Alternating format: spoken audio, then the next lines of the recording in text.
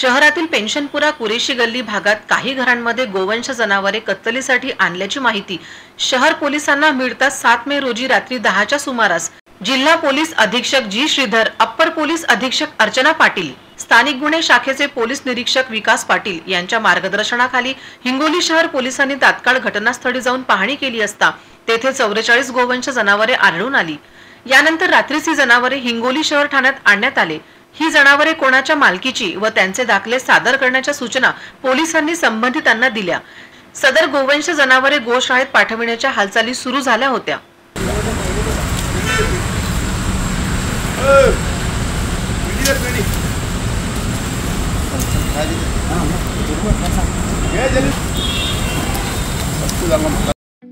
ठळक घडामोडींसाठी देशोन्नती न्यूज चॅनलला सबस्क्राइब करा आणि बेल आयकॉन प्रेस करा। मुंबई, पुणे, नागपूर, मराठवाडा असो का विदर्भ, राजकीय, सामाजिक, शैक्षणिक क्षेत्र असो का क्रीडा, सर्वच घडामोडीचे विश्लेषण पाहायला विसरू नका।